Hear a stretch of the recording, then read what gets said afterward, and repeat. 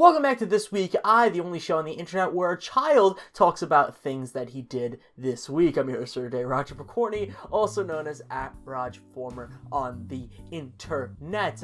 Let's get right into it. So, this week, I sucked at video games. Now, I got a bunch of games from the Humble Bundle. So I played XCOM this week, and I like it a lot. It's one of those games that you can sit back and you can just play for a few minutes or a few hours. I love those types of games. Games that I don't have to invest too much time into, but also games that I can invest time into to get really good if I must. And I did both this week. I played for hours upon hours, 6 hours, I think, 5-6 hours, and then I played the game a little bit less than that. Sometimes I'll play only for a few matches and I'll close on my Surface and I'll put it away. Now, this is a strategy game, something that I didn't really expect to love. I'm not really into that genre necessarily, but this is right up my alley. It's clearly out there in terms of its presence and the way that it's trying to present itself. It's not supposed to be like this hardcore realistic thing. You're fighting aliens. It's supposed to be dumb and out there, and they really play upon that fact. I mean, these aliens are cartoon aliens. It's actually kind of funny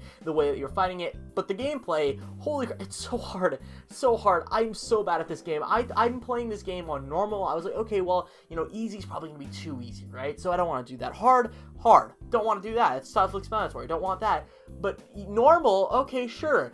Oh, it's kicking my ass. Okay, so the whole thing is that when you create or you put out a member of your squad into the battlefield and they die, they're dead. There's no respawns, they're just dead. If all your people in your team die, they're all dead. It's all about moving on and learning from your mistakes, and I love games like that, but it's so hard. And there's a whole meta game where you have to go in and you have to like mix around with like different countries and really focus on which ones have the most panic level. You don't want people to repeal funding, so you really have to focus on the people that are paying you the most money, and you have to weigh the good with the bad. So there's a whole like management thing to the game, and that's a little bit less appealing to me.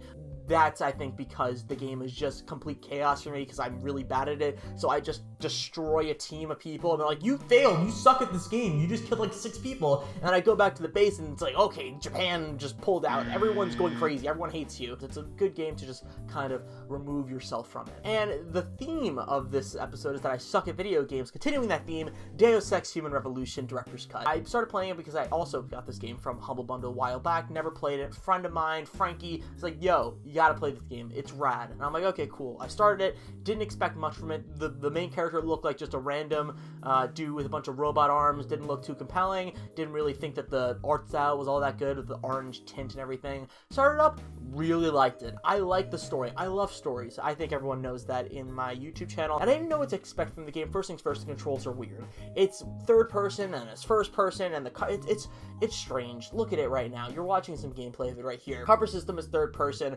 first person when you're shooting.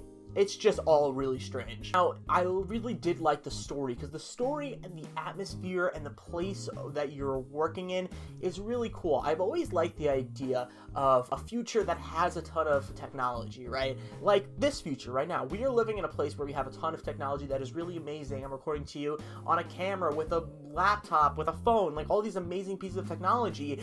But it's not all perfect, right? In a lot of pieces of science fiction, it's like, oh, well, we have all these technology and everything's perfect, right? This future in Deus Ex is like, oh, we can like take people, make them better with cybernetics, and then they can be smarter, they can be faster, they can fight stronger. And I love that from the beginning of the game, it's all about this gray area. Very interesting, especially the fact that the people that are creating this stuff is like, well, we want to create it so we can make teachers smarter, students smarter, people, we can like really push along the evolutionary process.